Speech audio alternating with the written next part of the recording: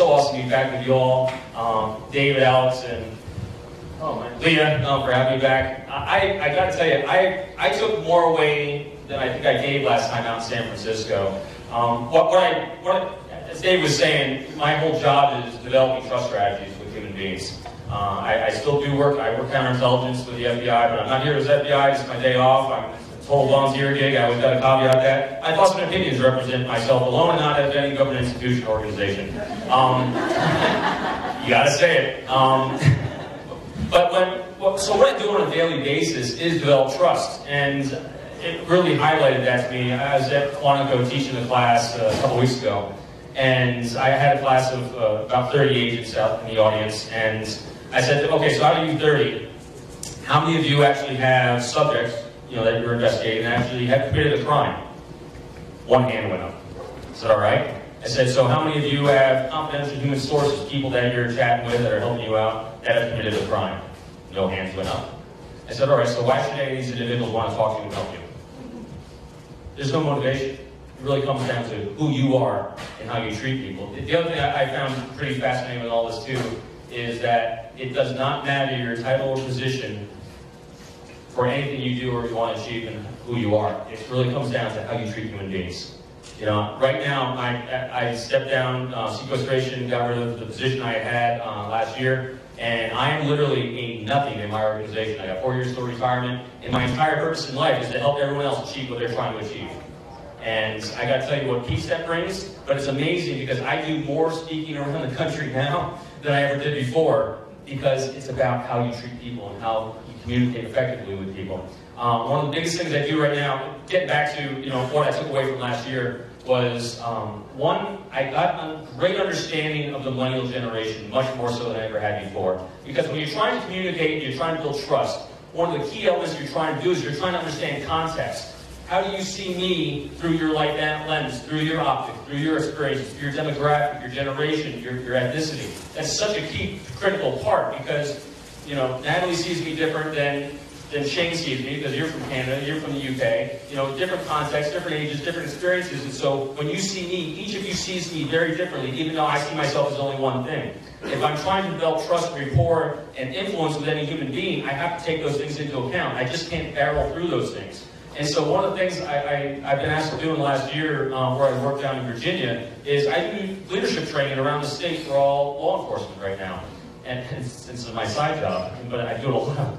And one of the greatest challenges that these guys have is these chiefs of the police, and this one guy said to me, he said, I cannot maintain my workforce. All these young cops that are coming on, all these millennials that are coming on, born 1985 and up, they're quitting within, soon after they're hired because it was a very judgmental statement he made, which is the key, which I'm going to talk about here, is non-judgmental validation of human beings. It is absolutely the #1 critical thing in life to do if you want to be successful with anyone. Non-judgmental validation. It's an easy thing to say, but it's very, very hard to do. And the more you practice that every single day of your life, that is what's going to make that difference. And so what was happening was, he said to me, he said, these millennials, they don't form loyalty to the job, to the organization, to the structure. He said, and he said, they just don't know how to form loyalties at all. And just being a lover of social psychology and evolutionary psychology, I said, well, you're not going to undo, thousands of years of evolution in one generation. So, I don't really accept that. I didn't say that because that's judging him then. But I actually went back that night and I did some research on this, and this was what was really fascinating, really eye-opening for me, and it made a lot of sense. And that's what it really comes down to is these moments of clarity and it not being complicated. How many millennials do we have in here by show of hands? 1985 and up. I love it. Most. Which is what I take from this, because everything I learned there I brought to these guys. And it's the way the millennials, where you all see the world in a different way than the other generations. And so what I found was that, yes, millennials do form loyalties. They form fierce loyalties. Is it the structures and organizations, though? What's it to? Absolutely. Who said people? Come to me after, I have a look for you. Absolutely, it's people. It's 100% people. So what the challenge for these older generations, for baby boomers and the answers is that they thought that by giving you a job, you'd have loyalty and thankfulness just for the job. But they weren't taking time to mentor, guide, educate, and make you part of that team. So they were walking away, trying to find somewhere else. Now, why do you think that is? That it's the people. What are some of the reasons? And this starts getting a little anecdotal, but this is from my own experience. I got 2 teenagers. I got 2 high schoolers. What? The economy? Partly, probably. The man. The what? The man. The man. Oh, okay. It's like new direct communication. We can talk to people. Yeah. What is your relationship to your parents compared to the other generations? Our parents. What? Our parents. It's their parents. Are you close? Do you think? And it's hard to tell because you're not from the other generation. Do you think you're closer to your parents than the other generations? Yes. I'll tell you what. My kids are my best friends. There's no doubt in my life. I'm clearly the parent. I'm the one in charge in the house. But they're my best friends. My son is literally my best friend. We do absolutely everything together. And he's 14 years old. When I grow up, I want to be like him.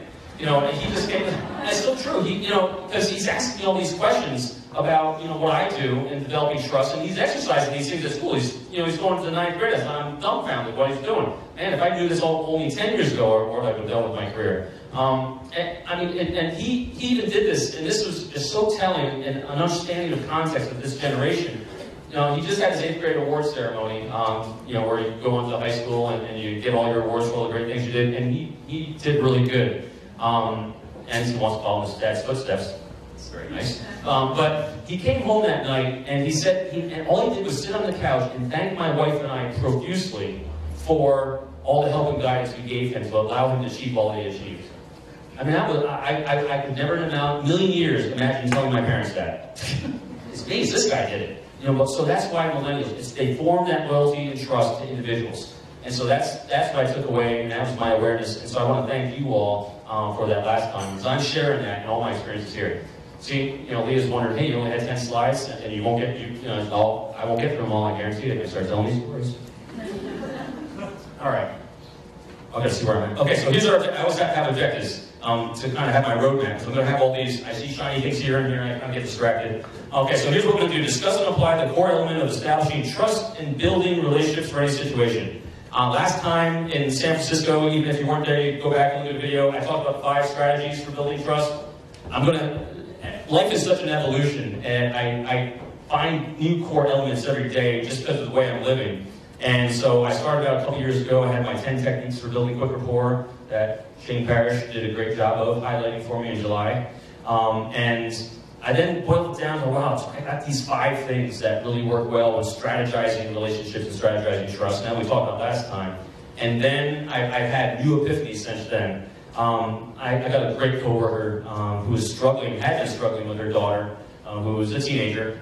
And I would listen to the phraseology, because it really all comes down to phraseology. I never tell anyone to do anything. I never have advice or guidance for anyone. I ask questions. Because if I have clarity of what you're trying to accomplish, and I can ask you questions to help you understand what it is you're trying to accomplish, and help you discover what the solutions are you more likely or less likely to take the action? More likely. And now I'm framing it according to what my goals and objectives are, probably. But you're empowered to do those things, because I'm never telling you what to do. I never use words should and shouldn't in my vocabulary. Because as soon as I say you should do something, what's your natural inclination? Yeah, shields are up. And so I was listening to her phraseology and been talking to her teenager she'd been really battling with her a lot. Matter of fact, they called cops a few times because she was being beaten by her. She was cutting herself, the teenager was. It was a pretty serious situation. And every word out of her mouth during these dialogues was, she shouldn't be doing that. She's with the wrong guy. She shouldn't be doing this. And it's very judgmental. And all I would do is I'd say, Karen, what about if you phrase it like this? And I just started asking questions. And so what she started doing, I realized, was she was judging every single action her daughter was doing. So if you're judging every action someone's doing, are your shields up or down? They're up. So why should someone change their behavior? These are simple questions. This is why it's not complicated. Think about, all I try to do is I try to think of the cause and effect of every action and every word out of my mouth before I take that action. Because I think about my goal that I'm trying to achieve first. And then I think about, why should you do that? Why should someone align with that goal and objective?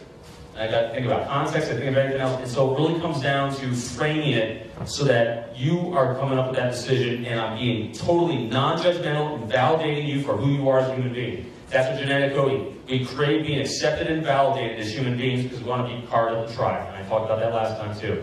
We want to become part of the tribe because it's comfort for us. I mean, even when I think I did this last time, who's ever traveled overseas? And Natalie probably feels this right now. And Shane, what happens when you find another American? Latch on tight. Because it's comfort. We're coded for this comfort, so we always want to be accepted and validated for who we are. So if you give that non-judgmental to another human being and you don't judge anything about them, and I'm not saying you agree with them, there's a big difference between agreeing and not judging. Shields are coming down. So we're going to talk about that, because that is the core element. Next click. And as always, identify that, which you already know. Everything I talk about, this is common sense, you already do in your life. How many of you have a significant other in some way? You're doing this successfully. I like just giving the labels and the meanings behind the social psychology and the neuroscience behind some of these things and why they're effective in your life already. So you can choose to improve and increase the areas that you want to. And we all have things we're working on. My wife tells me all day we're all working on something. And if you realize that we're all working on something, you can help someone else with what they're working on and be tolerant of that because you're working on something too. And you can choose to increase your area that you're working on. I'm a big believer that you can't change anyone. My genetics and biology is what it is. My experiences that I have and you all have between the ages of 9 and 19, roughly during early developmental years, that give you your framing and context that makes you your generation, you can't change those experiences. But you can add a lot to it through the rest of your life. I mean, look at my background. It's crazy sick. When it comes to what definition of a narcissistic megalomaniac jerk should be. I'm a Naval Academy graduate, former Marine Corps officer, FBI guy. That is type A in your face with a finger pointing at it. And I was. And it's just so ineffective. And my job was to talk with people that should have no reason in earthly presence to ever want to talk to me. And if you want to be successful at that, you can't be that way. So this whole process, I didn't change who I am. That's still it's reduced to about this size. I added everything that I'm talking about to everything I'm doing since then. And it's still an ongoing process. And probably the biggest thing for me this last year was even greater humility. I have no position. And yet it's all about the content. It's just about sharing the content. It's about sharing how to not judge another human being. And I gotta tell you, when you're trying to do these things and trying to develop trust and influence in someone's life, and you realize the only way to truly do it, to start and be good at it, is to not judge another human being, do you think that calms you or raises your anxiety? Calms you down. I gotta tell you, I was talking to David and Shane and Natalie before. There's no one in my life that bothers me. There's not one human being I interact with that bothers me whatsoever. It's because there's nothing there. I understand context. Even if I don't agree with the choices you're making, I don't even think of not agreeing with you. If I don't understand it, is a better way I phrase it now, I then seek to find context. How is it you arrived at that conclusion? Help me understand why you made those decisions. You don't think it's a bad decision, so I gotta understand why you don't think it's a bad decision. It's all about getting that context. And so it's just building upon what you already know, and it's really not complicated. David always likes a good story. This is my New York City story. I'm a New Yorker, so this is kind of fun being back in the city, but it brings back some of these fears. So here I am, because it's about discovering a need. At what point in your life, for me it's continual, did you realize that, wow, the world sees me differently than I think I see myself? And you know what? They just don't care. So here I am. I work down here at 26 Federal Plaza, right down the street on Broadway. I had been in New York as an agent, I think, about 2 weeks. And remember, go back, former Marine, FBI guy, first time wearing a gun. I mean, it's all about this guy. And so, do you think that goes well in New York?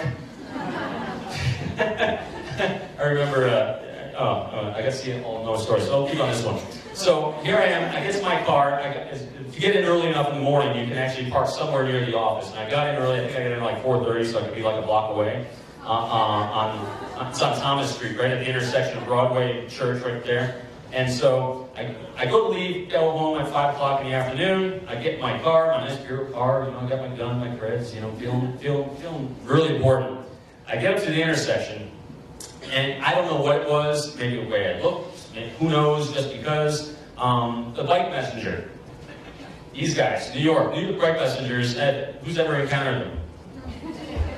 they're amazing, aren't they? I mean, these guys are miracle workers. They're carrying these boxes. So this guy's a big, bulky guy. They generally ride about a $5 bike with a $50 chain around it to protect that $5 bike. Anyway, this guy goes whistling in front of me, and he looks looks down at me in my car, and he gives me the New York salute. And I look at him. I won't do it, because we're on cameras and whatnot, but he gives me that New York salute. And I go, oh, yeah? Screw you, buddy, I'm an FBI guy. Showed him. So, light turns green, I go through the intersection, I look at my rearview mirror.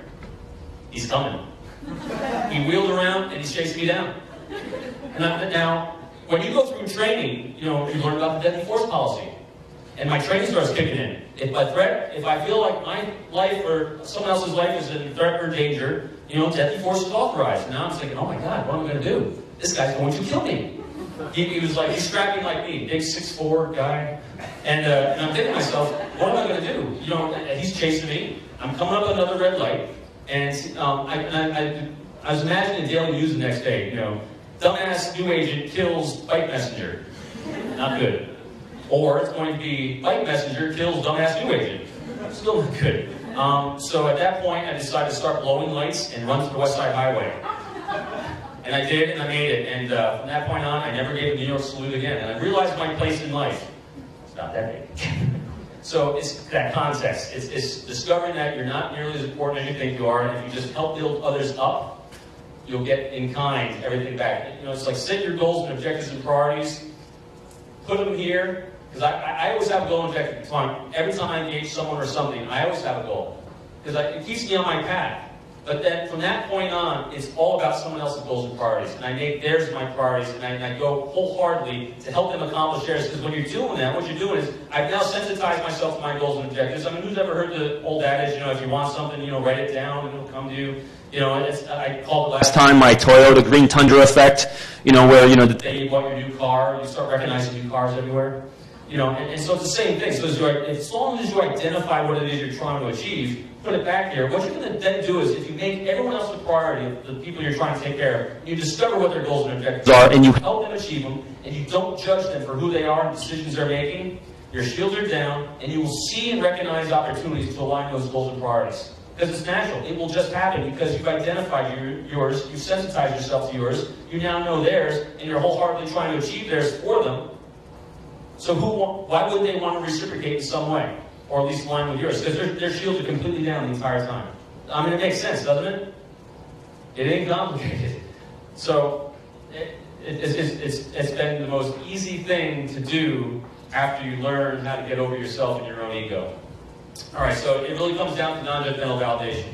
So when I recognize this to my friend Karen with what she's done with her daughter, we just worked on that phraseology, ask questions. And as a parent, it's difficult because, you have toddlers, and when you have little kids and they're growing up, you have to tell them what to do for their own safety, and so they can learn the difference between right and wrong from your context, because, I don't believe there's actually right and wrong, there just is.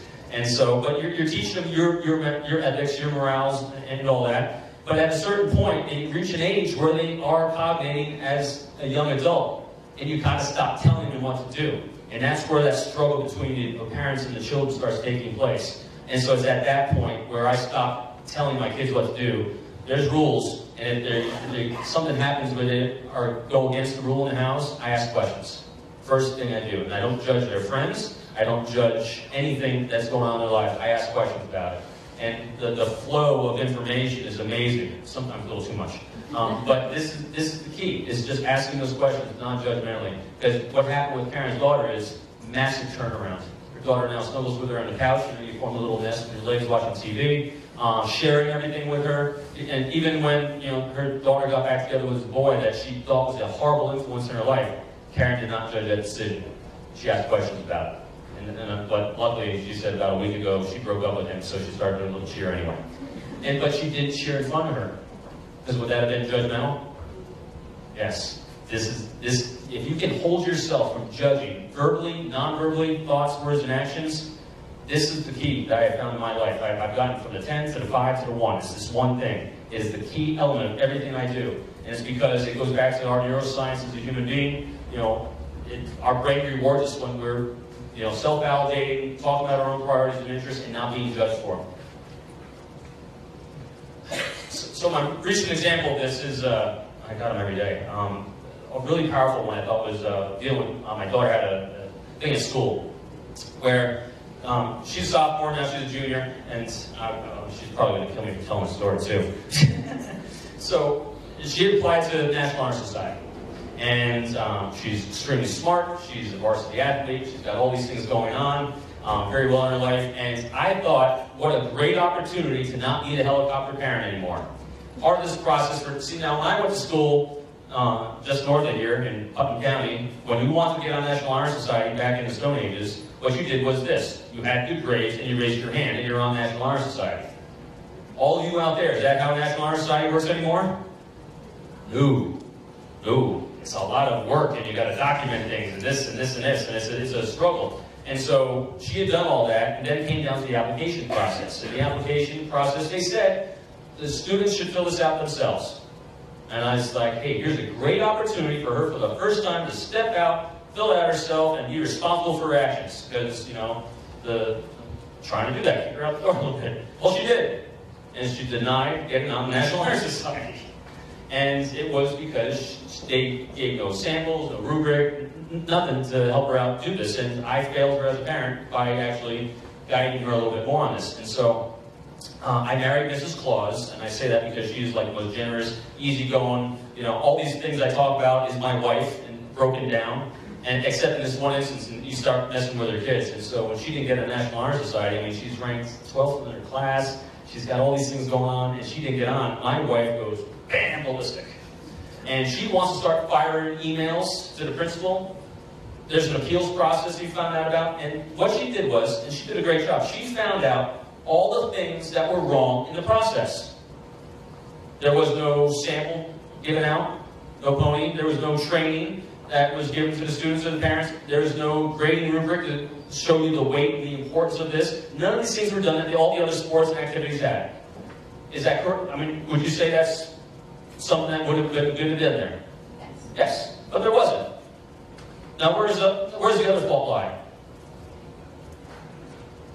Me, us. We failed to oversight and supervise this. But they're wrong. So our natural reaction as human beings is we're told we're not accepted. So what do? We poke. We want to poke and fire. We want to point out what everyone else is doing wrong. Correct? That's our natural inclination. That's what you got to suspend. How long? 5? You want someone to do your 10? Yes, I do. All right, I can get to 75. I'm on like, what, slide 4? I don't know if we got that one. And so what happens is that, you know, in my house, what happens is if you send an email, before you send an email, it goes through me. And all we do is work on phraseology so that we're not poking anyone. But we start out with validation. Validation of how they are, validation of all the great things that they are as human beings and what they're doing for the school and everything else. So their shields are down. Then we ask questions. We seek advice and guidance because when everyone has advice and guidance, everyone has thoughts and opinions. And when you have it, your brain's releasing dopamine, oxytocin, bloodstream, serotonin. All these things our bodies is telling us is good for us to do because someone is seeking our advice and opinions. And then that's when you say, and did you also think of this? You know, so this is my standard thing that I try to do in communicating in any type of situation. So I told my wife, I said, we cannot be firing rounds downfield because we do not know the impact. I said, what's our goal and objective? Because this is the first thing you always got to do. She said, get Caitlin in the National Honor Society. I said, what's more important than that? For future opportunities. That's what our goal and objective is. And so what we did was, you know, we cracked these emails, and so when we went to talk to the principal, the great thing was that first words out of his mouth were, thank you for handling this with such grace. I have 3 other appeals, and just thank you for handling this with such grace. Because we were not poking. And instead of highlighting all the things that we thought he did wrong, or the schools, or the selection process did wrong, there was a strategy. And my wife just said, you're right, you do all the talking. I went in and I apologized. I had my daughter in there, and he's got a 16-year-old daughter, so I said, you know, I'm hoping you can help me. I said, I feel really embarrassed. I said, I failed my daughter as a father. I said, what advice and guidance do you have for me? Because I feel like because of my fault, my lack of oversight as a parent, I have ruined her chances for future opportunities, for scholarships, getting the college she wants, all because of me and my fault. How can you help me? Do you think that has a different reaction than saying what they did wrong? Yeah, and so what his solution was it was fantastic. Have trust that people will help you come up with great solutions if you're engaging in this way. And so he He said, this is my Dreeke folder. I'm going to hold it for the rest of her career here. I guarantee you I'm going to write her the best recommendations I can. And I'm the person in the fight to get her any scholarships she can get and any schools she wants to get to. And we went through how National Honor Society won't play nearly as much into what we think it does and how what his solution is to be better. He had to back his teacher. That's his goal and objective and priority. He had to take care of all his faculty, his status, all these things. And so I understood his priorities, and I aligned mine with his. It's really simple. Don't poke, because you will not change your behavior when doing that. Set your goals and objectives. I'll quickly go through this. I call it leaps. I get these great people reach out with all these great ideas for me after they read my stuff. And this is a political campaign guy. He read some of my stuff. He came up with this acronym, LEAPS. So learn about their priorities, goals, and objectives. That's what I always do. I always try to find out what someone else is trying to do, their life, dreams, aspirations. Suspend your ego and validate them non-judgmentally for who they are. Allow them to talk. Suspend your own need to talk. This is very difficult. Shane was doing a great job of letting me talk about myself a while ago. It feels good, to be validated, for all the things you think you're doing well in life. But suspend that need. Bounce it back. And place their needs, wants, dreams, and aspirations ahead of yours. You have yours set. Find out theirs. Make it your goal and objective to take care of them. And then seek their thoughts and opinions along the way. Again, all these things are rewarding their brain for that engagement with you. Because at the end of the day, ultimately, my goal always is to leave another human being feeling better for having met me. Always, always, always, always. That's Shenandoah Valley where I live, by the way. So, I help people discover what it is they want, then I help them achieve it. Pretty simple. This is my principles in life. That's it. Help them discover what they want. A lot of times people have no idea what it is they're trying to achieve. They run around in circles, spinning. They have no idea. I just kind of sit back with clarity and ask questions. Well, what are you trying to achieve here? What are your goals? I want money. Yeah, okay, well, what do you want with money for? What's going on in your life that you need that? And generally what I found is the underlying thing that people want in life, what do you think it is? Happiness. Yes, happiness. Finding what makes you happy, that's the challenge. Happiness and peace in your life. And so I had to ask questions. Well, how are these relationships helping you with happiness? How are these relationships helping you with peace? How is this conversation dialogue? You don't have to be, I said the last time, you don't have to be collateral damage in someone else's insecurities. If they're not bringing that kind of peace to you, just don't accept their words. And it's not even being malicious, because I'm not judging it. That's just where they are. Let it be. If that's not who you are, then you don't have to accept those words. Being better for having met you. Always manage expectations. Everyone's on a path and a journey. Some people are sprinting down it, some people are stuck. Some people stuck in their path, don't worry about it. That's what they are doing. Be willing and able to help wholeheartedly if they want to have help and assistance on their path. If not, it's okay. Manage your expectations with it. Not everyone's ready to accept the greatest gift on the planet, and that is non-judgmental validation. Bam! Quickly.